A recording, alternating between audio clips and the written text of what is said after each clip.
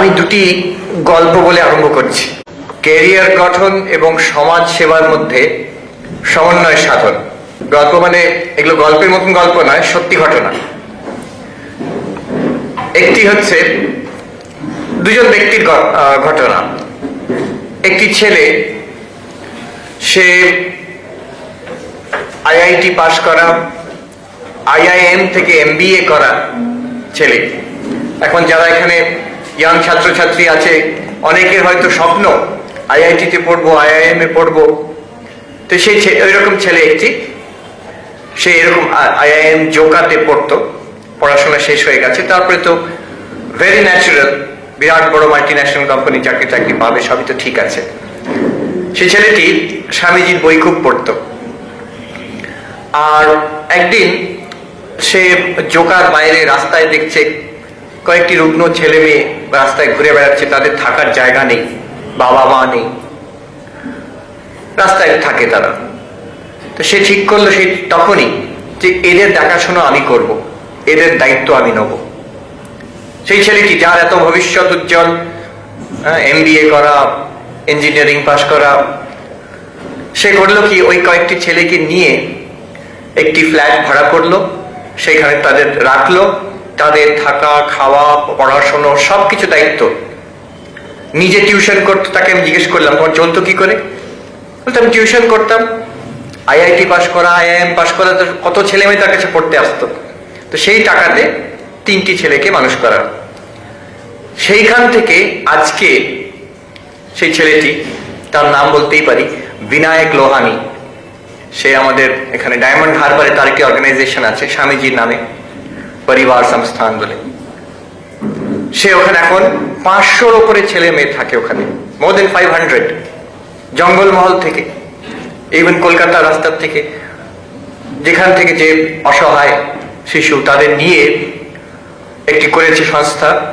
সেখানে তাদের থাকা, খাওয়া, পড়াশোনা, এমন নয়, অনেক জায়গায় যারা করে সোশ্যাল সার্ভিস অর্গানাইজেশন, কেউ হয়তো পড়াশোনার টেক্সট বুকটা ফ্রি দিয়ে দিল, কেউ স্কুলের ইউনিফর্মটা দিয়ে দিল, কেউ হয়তো একবেলা খাওয়া কিংবা একটু দুধ ফ্রি সাপ্লাই করে দিল। তা নয়, ও বলছে যে এরকম করে তো শিশুকে মানুষ করা যায় না। এ একটু দান করছে, ও একটু দান করছে, এরকম ভাবে হয় না। ও বলছে যে আমি এদের বাবা মা, এই 500 জন, এখন 500 পরে কত হবে আমি জানি না, এদের বাবা মা আমি। যতদিন না এরা নিজের পায়ে দাঁড়াবে ততদিন আমি এদের দায়িত্ব নিচ্ছি। আমি বললাম যে তোমার 3টি ছেলের জন্য টিউশন করে চলে যেত, আর 500 জনের জন্য কি করো? সরকার থেকে পয়সা দেয়? বলছে 1 পয়সাও নিই না কারোর কাছ থেকে। তখন টিউশন করে পয়সা রোজগার করতাম, এখন 1 পয়সা, এখন টিউশনও করি না, কারোর কাছ থেকে 1 পয়সাও চাই না। কি করে চলে? আমার বিশ্বাস এটা স্বামীজির কাজ, আমার বিশ্বাস স্বামীজির কাজ, স্বামীজি চাইছেন এই কাজটা হোক, উনি জোগাড় করে দেন। ওর আসলে অনেক আইআইটি, আইআইএম এর পরিচিত সব আছেন, যারা তার জুনিয়র, সিনিয়র, তার সমবয়স্ক, তারা বিরাট বিরাট চাকরি করেন, তারা প্রচুর টাকা দেন, অন্য অনেক সংস্থাও তাদের টাকা দেন। এইভাবে সে চালাচ্ছে। অদ্ভুত, যদি কখনো পারেন গিয়ে দেখে আসতে পারেন। স্বামীজির বই পড়তো ছেলেটি। এটা 1 নম্বর। দ্বিতীয় ঘটনাটা একটু অন্যরকম। সে কিন্তু সবকিছু ছেড়ে দিয়ে, ক্যারিয়ার ছেড়ে দিয়ে সমাজ সেবাতে লেগে গেছে, এরকম নয়, অন্যরকম। এও আইআইএম পাশ করা একজন খুব বড় কোম্পানির এক্সিকিউটিভ। তিনি এক জায়গায় বক্তৃতা দিচ্ছেন, আমি অডিয়েন্সে ছিলাম, আমি শুনছি। এটা ঘটনা হচ্ছে আইআইএম ইন্ডোর একটি ইন্ডিয়ান ইনস্টিটিউট অফ ম্যানেজমেন্ট আছে, সেখানে এই ভদ্রলোক সেখানে বক্তৃতা দিচ্ছেন। বক্তৃতা দিতে দিতে পাওয়ার পয়েন্ট প্রজেকশন করে ওই প্রজেক্টরে তার যে দেখাচ্ছেন, তার মাঝখানে মাঝে মাঝে স্বামীজির ছবি। তো আমি একটু অবাক হলাম। স্বামীজির বিষয়ে বলছেন, বড় কোম্পানির একজন ম্যানেজিং ডিরেক্টর। তো তিনি বলছেন যে আমি আইআইএম আহমেদাবাদ থেকে পাশ করে, যেটা দেশের best IIM, Indian institute of management Ahmedabad, সেখান থেকে এমবিএ করে তারপরে একটি কোম্পানিতে চাকরি পেলাম। কি কোম্পানি? লিকার কোম্পানি, যেখানে মদ তৈরি হয়, বিস্কি। তো সেখানে বিরাট বড় চাকরি, মাসের কত লক্ষ টাকা মাইনে তা ঠিক নেই। আর টরটর করে তার পজিশন, মানে প্রমোশন হচ্ছে। বলছেন আমি প্রত্যেকদিন স্বামীজির বই পড়তাম, একদিন সন্ধ্যেবেলা বসে আর উনি বলছেন, সেই বই পড়ছি আমি, পড়তে পড়তে ভাবছি, আচ্ছা এইসব কথা পড়ি আমি স্বামীজির লেখা, লেকচার, কবিতা, আর আমি জীবনে কি করি? What is my aim in life? আমার জীবনের পারপাসটা কি? আমি সারাদিন যে পরিশ্রম করছি একটা কোম্পানিতে, কত লোককে কত মদ খাওয়াতে পারবো, এটাই তো উদ্দেশ্য আমার। এই কোম্পানির উদ্দেশ্য আর কি হতে পারে? To make the maximum number of people drunk for the maximum amount of time, এটাই তো আমার জীবনের উদ্দেশ্য। তখন উনি বলছেন, দুটো একসঙ্গে চলতে পারে না, হয় এই বইটাকে আমাকে ছেড়ে দিতে হবে, তাহলে এই চাকরিটা আমাকে ছেড়ে দিতে হবে। অথচ উনি বলছেন যে আমার কিন্তু এরকম কোনো ইচ্ছে ছিল না যে আমি সাধু সন্ন্যাসী হব কিংবা সমাজ সেবা করবো, ওটাও আমার ইচ্ছে না। কি করব? উনি তারপরে করলেন কি, ওই চাকরিটি ছেড়ে দিয়ে আরেকটি চাকরি করলেন, একটি কোম্পানি যেখানে মেডিকেল প্রোডাক্টস তৈরি হয়, Johnson and Johnson medical products ডিপার্টমেন্টে, সেখানে চট করে চাকরি পেয়ে গেলেন। সবাই অবাক হয়ে গেছে, এত সাকসেসফুল, এত বড় চাকরি করছো, তুমি ছেড়ে দেবে? না, আমি এভাবে বেঁচে থাকতে পারবো না। তো একটা এমন জায়গায় চাকরি করলেন যেখানে প্রফিট মেকিং কোম্পানি, সেটাও মাল্টি ন্যাশনাল, কিন্তু তাতে অন্তত যা তৈরি হচ্ছে সেটা মানুষের ক্ষতি করে না, মানুষের কোনো কাজে লাগে। এবং তিনি বলছেন যে আমার পলিসি হচ্ছে যে আমি স্বামীজিকে স্পিরিচুয়াল জায়েন্ট হিসেবে কিংবা একজন পেট্রিয়ট মঙ্ক কিংবা একজন সমাজসেবী ওই হিসেবে দেখছি না। উনি হচ্ছেন আমার রিসোর্স। আমার জীবনে যা সমস্যা হয়, কোম্পানির সমস্যা, অফিসের সমস্যা, বাড়ির সমস্যা, আমার পার্সোনাল সমস্যা যা হয়, ওই ভদ্রলোক বলছেন আমি সবসময় স্বামীজির বই পড়ি, বই পড়ে সেইখান থেকে প্রত্যেকবার সমাধান পেয়েছি।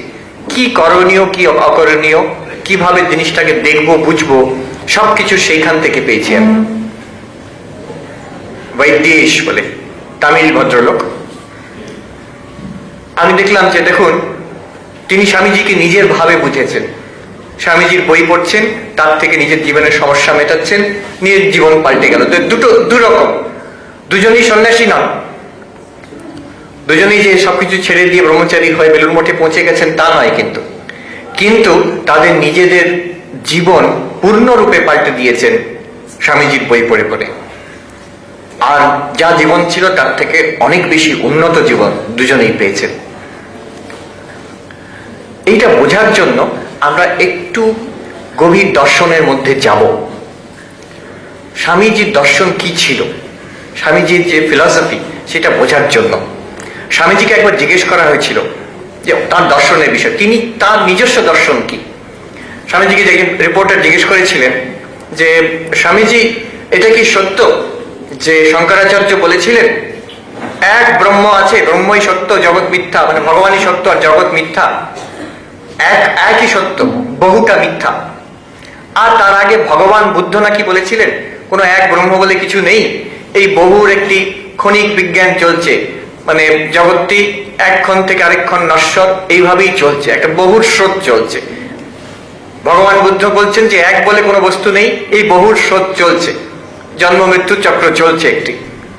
আর শঙ্করাচার্য বলছেন যে এইসব মিথ্যা, এর পেছনে একটি সত্য, এক সত্য আছে। The one alone is real, the many are false. And Buddha had preached that this world is a flux of the many. One বলে কিছু নেই। এটা কি সত্য? স্বামীজি বলছেন, yes. And what Ramakrishna Paramahansa and I have done is to show that the one and the many are the same reality seen at different levels of spiritual realization. Swamiji বলছেন একটি মারাত্মক সত্য, বলছেন এক আর বহু, এক মানে ভগবান, ব্রহ্ম, আত্মা, যাই বোঝো, আর বহু মানে এই যা দেখছি আমরা, এই আমরা বসে আছি এতজন, এই জীব জগৎ, এটা হচ্ছে বহু। স্বামীজি বলছেন ঠিক বলেছ, ভগবান বুদ্ধ এরকম উপদেশ করেছিলেন, বহুর স্রোত চলেছে, এক বলে কিছু নেই, একের বিষয়ে কিছু বলেননি তিনি।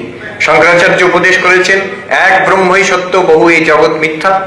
আর ঠাকুর রামকৃষ্ণদেব আর আমি কি করেছি, তিনি আর আমি, আমরা দেখিয়েছি এই জগতে যে এক আর বহু হচ্ছে একই সত্তা। স্পিরিচুয়াল রিয়েলাইজেশনের বিভিন্ন স্তরে এই অনুভূতি হয়। যে জিনিসই ব্রহ্ম, সেটাই লীলাতে এই জগৎ। ঠাকুরের কথা, ব্রহ্মহার শক্তি অভেদ, যারই লীলা তারই নিত্য, ঠাকুরের কথা। গভীর দার্শনিক তত্ত্ব। কিন্তু এইটাই হচ্ছে স্বামীজিকে বোঝার মূল। তিনি কেন বলছেন ভগবান লাভ জীবনের উদ্দেশ্য, আবার সেটাকে প্রকাশ করতে হবে। Each soul is potentially divine, but the goal is to manifest this divinity. নিজের মধ্যে দেবত্ব আছে, অনন্ত শক্তি আছে। ধর্ম মানে কি? এইটাকে প্রকাশ করা, শুধু জানা নয়, শুধু অনুভব করা নয়, জীবনে এটাকে প্রকাশ করতে হবে। এই কথা উনি বলছেন। এক আর বহু হচ্ছে একই সত্তা। সিস্টার